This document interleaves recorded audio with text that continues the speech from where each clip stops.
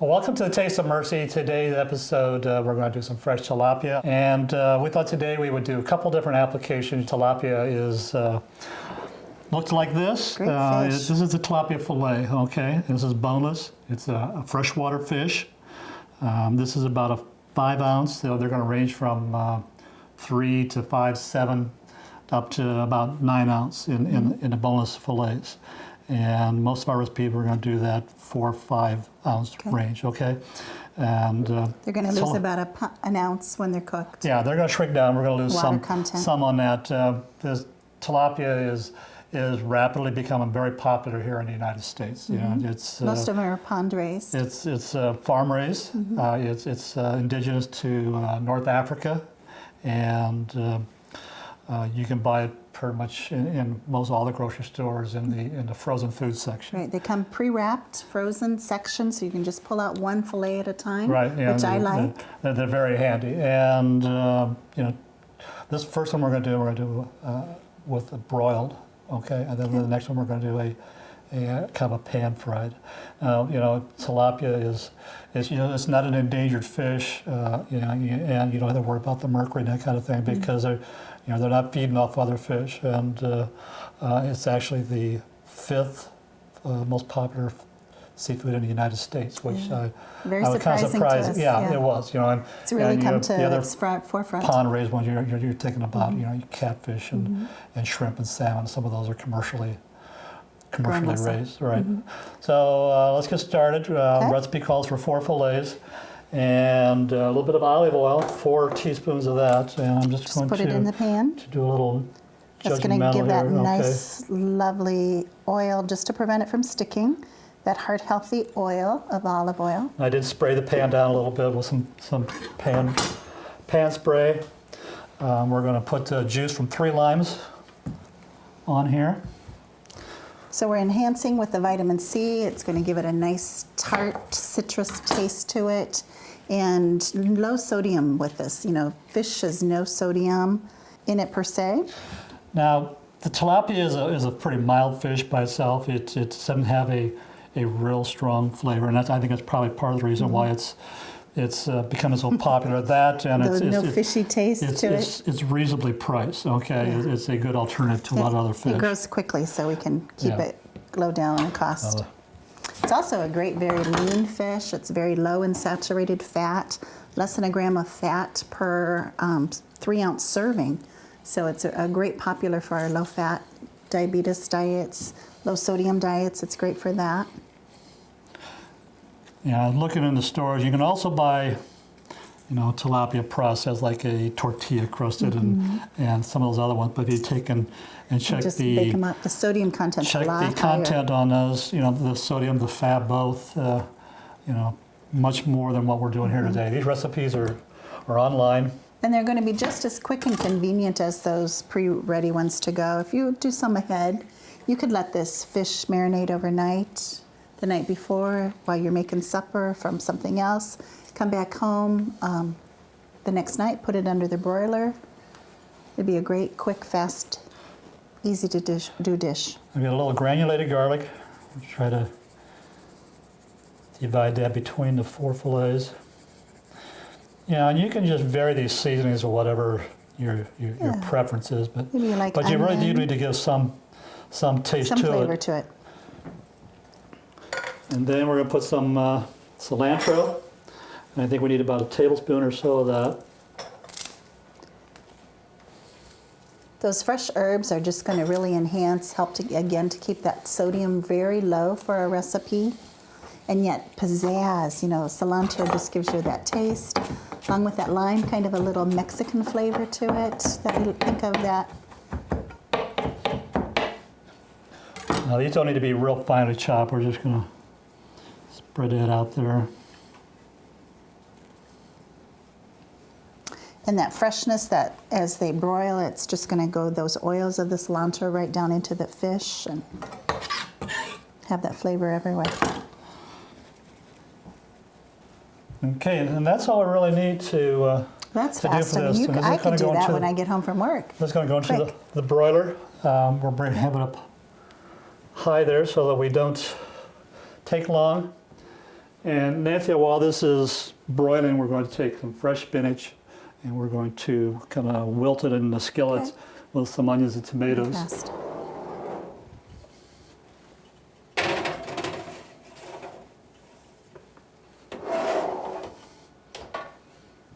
Okay. Okay, so I'm going to just wipe things up here a little bit and then we'll get that spinach started.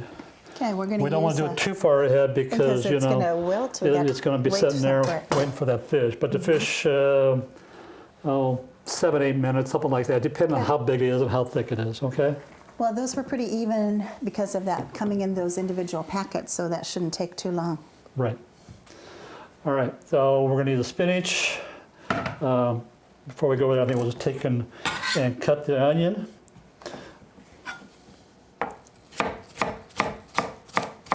So we've got a lot of heart healthy compounds in this dish. We've got our spinach for our vitamin A. We've got the cilantro and the onion with some of those allyl sulfides. We've got that lime for that citrus and the vitamin C content. Just really enhancing the benefit of eating fish in general. And the American Heart Association really wants us to eat fish a couple times a week. And so this is a great, easy way to get that back into our diet. Even here in Iowa, we're not great fish people here in Iowa, but this is a very easy way. These tomatoes we're going to put on at the very end, and we're going to sprinkle them with a little balsamic vinegar. Okay. That gives us just another layer of flavor to that. Do you ever worry about too many flavors coming into your meal? You can, yeah. It depends on how much they're fighting each other. And sometimes you're better off to know when to back a say little stop. bit. Yeah. Well, I've never had two over-seasoned yet from you. But this is a good combination. The tomato, onion, spinach is pretty common. We're not putting the bacon in. If somebody were, not looking for heart health, they put the bacon in. And then I don't think we'll need that today. the fish and the citrus it's gonna be juices, great. that's all we're going to need. Okay. So let's start the skillet. All right, Nancy, I'm going to spray the skillet with some pan spray here. There's a little coating there. And I think I'll take and add the onions, soften those just a little bit first. It releases some of those compounds for us. And I always smell those. That's what makes you cry. Those allyl sulfide compounds. Sulfide. Yeah. It's the fumes that make me cry. See, the sulfide in it. Okay. Let's go ahead and we'll put about 4 cups of 4 spinach in cups. there. Okay. Yeah. This looks like great fresh spinach. Take one out of the bags that you just washed and rinsed. You could also use a frozen spinach and thaw it out and do that, but this is, Enough? you're fine. Plenty there. We'll let that soften up and wilt down a little bit. I'm And always amazed how much it wilts down to. It's, spinach is like 90% water content to it, so. we want to shrink it down, but we want to still keep that green color to it. If you overcook that spinach, you get that brown, muddy look to it, and that's not what we're Popeye after. spinach? Popeye spinach. Yeah, fresh spinach doesn't take anything like canned spinach at all.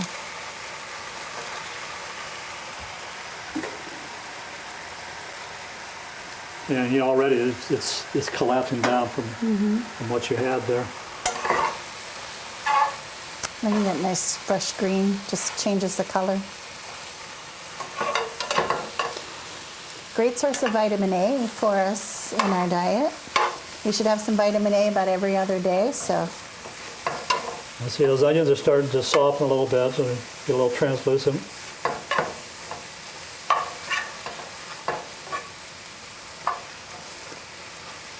It's almost gone. You sure I put enough in there?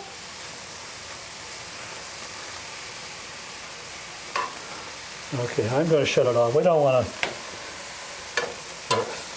get too soft, and we want to have a little body to it. Okay. And I think we'll take and bring this Put it on over the to plate? the counter and get the fish and finish it up. Okay. All right, great.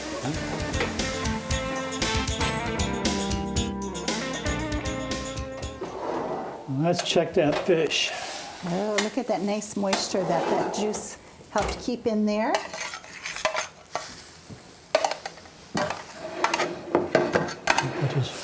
hot pad under there.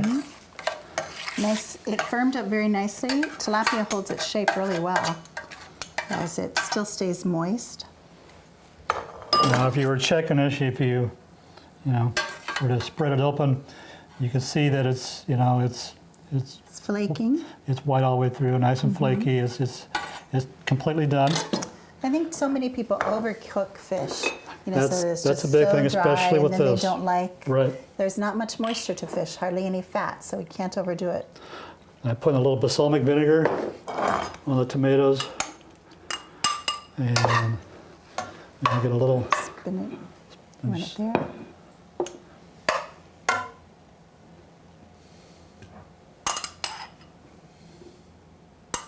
Contrast of colors. 2 sources of vegetables. That's one of my goals as a dietitian, to get a couple servings of vegetables at every meal.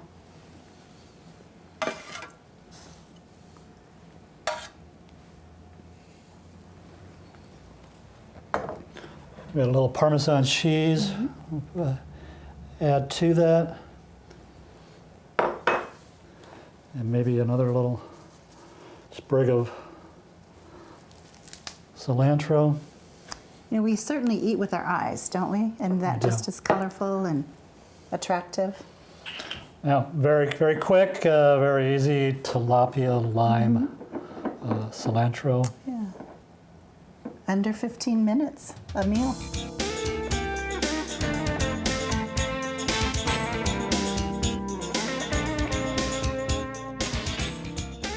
Okay, Nancy, we did the tilapia and the broiler. Now we're was going to do great. round number 2. This one's going to go in the skillet on the stovetop. It's going to be one of them real quick ones you can put together at night. This one gets a spicy pineapple relish. Pineapple. And that's one we can, put that together the night before if you want, or that evening. It's not going to take that long. We're going to do that first, and then we will season the fish up, and then we will pan fry it. Okay? All right, sounds great. So pineapple. Right. I got to go to Hawaii, Ron, and see them actually growing. Well, I didn't. Sorry. The National Dietetic meeting was actually over there a couple years Excellent. ago. And it takes 3 years for a pineapple to get to be able to start from its scratch to the base to actually creating a pineapple. So 3 years. it's a long industry for those farmers over there. There's no instant gratification. Nope, no instant. Can you imagine if the volcano erupts and wipes out the field, you start all over again in 3 years. Okay, so if you're picking out the pineapple, keep in mind that the pineapple does not ripen after you get it, Right. okay? So you want to get something that is ripe to start with, okay? And you can kind of smell it, taste, as you're getting that pineapple. It should indent just a little bit for that ripeness.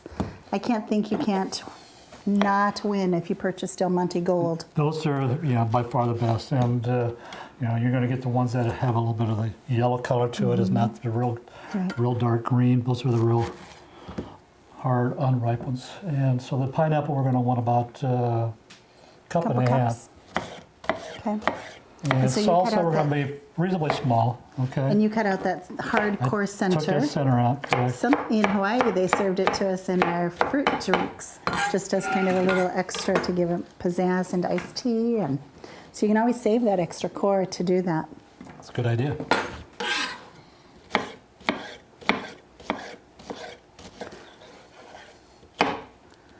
Those eyes are what, kind of gives it each of those individual little plant parts of it. It's a wonderful source of vitamin C for our pineapple. It also has a different chemical that's only papayas and pineapples have in it that is actually kind of a digestive enzyme. So if you put fresh pineapple in Jell-O, it will not set. So it always needs to be cooked or canned if you're using that.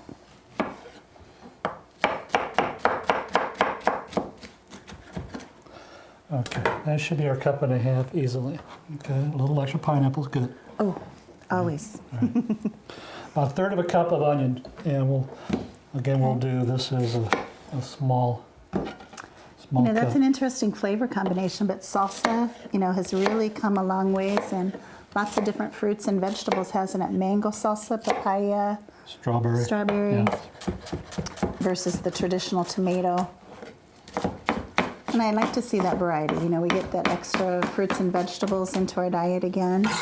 So this makes a nice side dish for that tilapia. Going to be colorful again.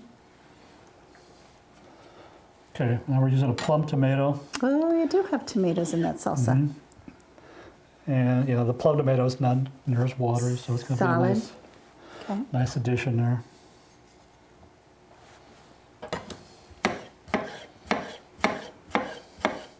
Nice and firm there, so it's not juicing all over to wet down your salsa.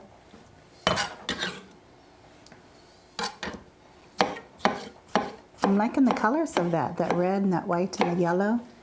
It's really looking sharp.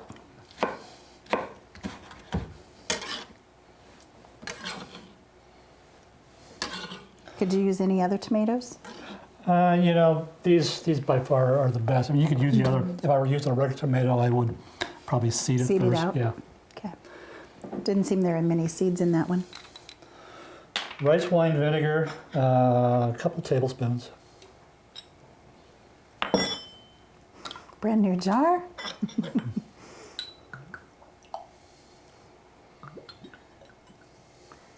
So our vinegars come in all kinds of flavors anymore. Rice wine, apple cider, tarragon vinegar. That just gives a different flavor to our different vinegars. Excellent. A little cilantro, about a tablespoon or so. Okay, that's that spicy taste that we like of salsa. This is one of the fastest way of getting that cilantro chopped up. Helps to release those oils and add that pizzazz to it that we think of salsa. It's a very refreshing smell and taste. Yeah. You can just like a room deodorizer almost as you're cutting that up. And that might be good with fish. Some people don't like to cook fish because of the strong flavor that it leaves in the cooking. So little cilantro, little fresh things chopped up really help to enhance things. The last thing, jalapeno pepper. We're just going to put one in, and I'm going to seed it Take the first. seeds out. That's, you know, gives that really, and that extra core there, takes out that hotness. That's where all the heat is in these Yeah. seeds. If you like it real hot, then you, by all means, you can Yeah. leave it in there. And we probably should have put on some goggles there, Chef Ron, because that juice flying out of the jalapenos can be dangerous. Be careful not to get into your eyes. Yeah, when you're done here, you don't want to go No, to the no face. wiping your eyes. Ooh. And you should never wipe your eyes as you're cooking anyway. That's right. Never know what's going on.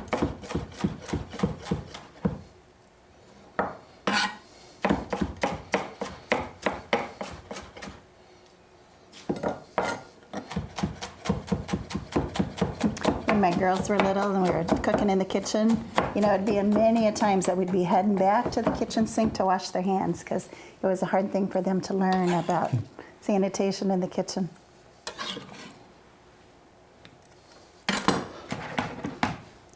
Okay, and I'm going to cut up a lime into some wedges for a garnish while we're using the cutting board, because Okay, we're going as to a use some garnish. fish on here later on. Okay, you know, and that's why we cut our vegetables and our fruit first. We know that we're going to be sanitizing the cooking board at the end of this, so we never want cross-contamination occurring. So the fruits and vegetables that have been washed first can go on the cutting board, and then you actually should use a separate cutting board for your meat and poultry, and then make sure it's sanitary. This will go into the dishwasher for us. Okay, so we're just going to stir that up a little bit. It's got a nice, colorful. So that's going to go on top of the On top of the fish. fish. So you can make that up the night before, and those flavors of that cilantro and onion would just really marry into that Absolutely. mildness of the pineapple.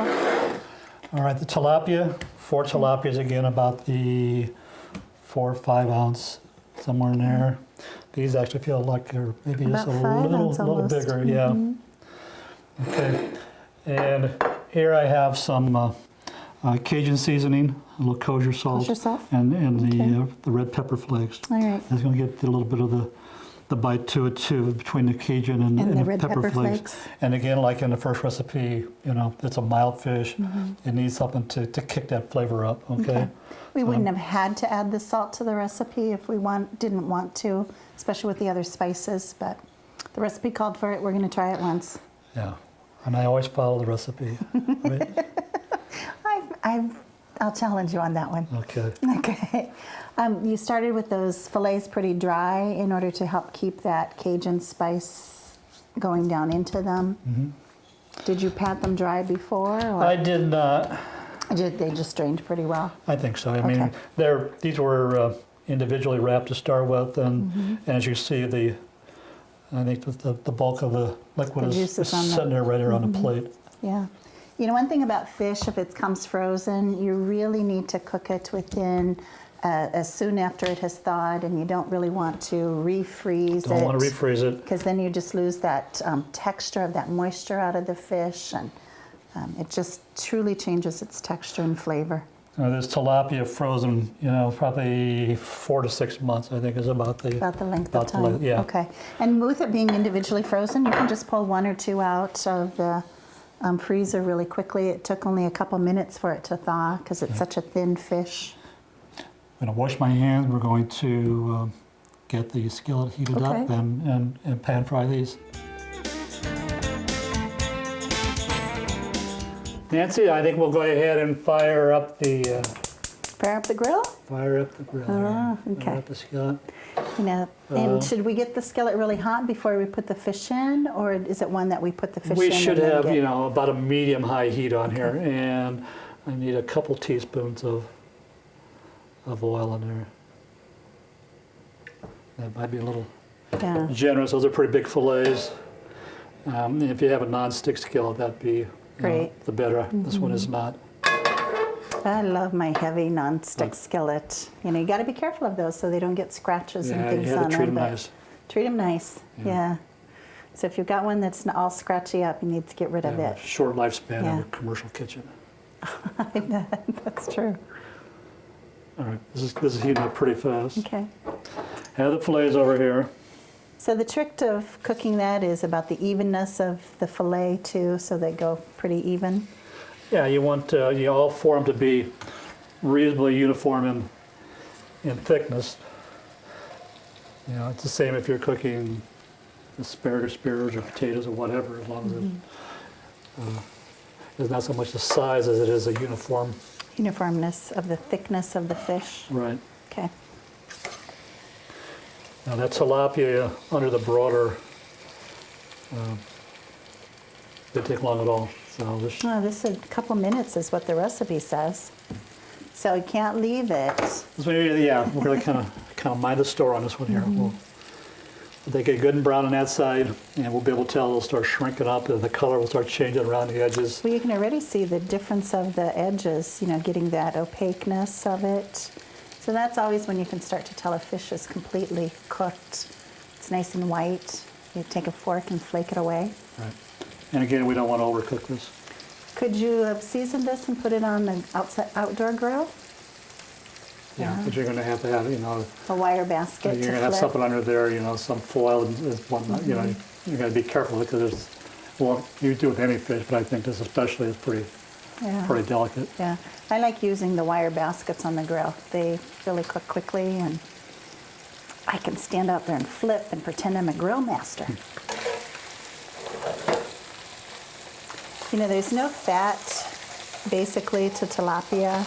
So in order to prevent it from sticking, we had to add some oil to that. So technically, I guess this is a fried fish, but still a very lean one. Great source of protein. It's got about 18 grams of protein for a 3-ounce serving. Well, I think we're going to try and get a couple of these turned over. Okay, good luck.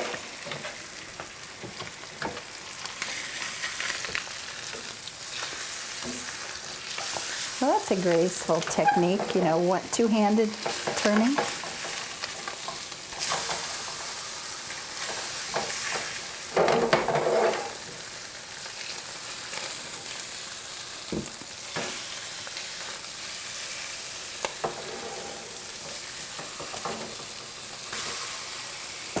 you didn't think it's the same fish with that color change that happened there. Okay, a couple more minutes and we'll be ready to go.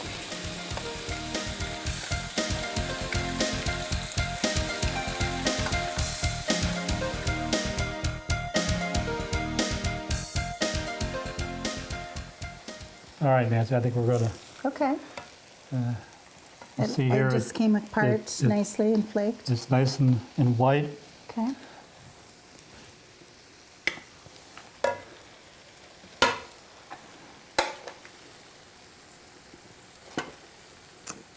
That just looks great on top of that fish. I think I'm back in Hawaii, Ron. All right. Great. We're going to put a Okay, I'm going to move this couple. fish out of the way. Sure. Couple lime wedges on there. Another little clump of cilantro.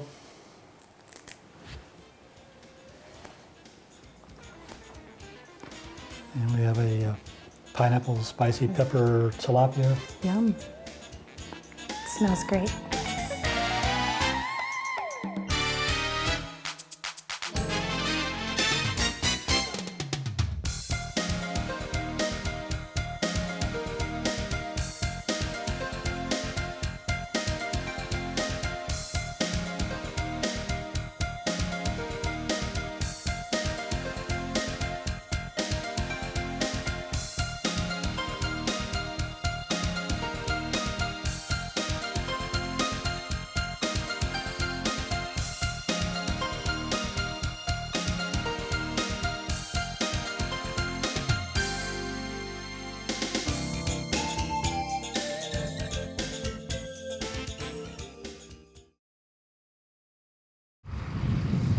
Wholesome food shouldn't end up in the landfill when it is needed here.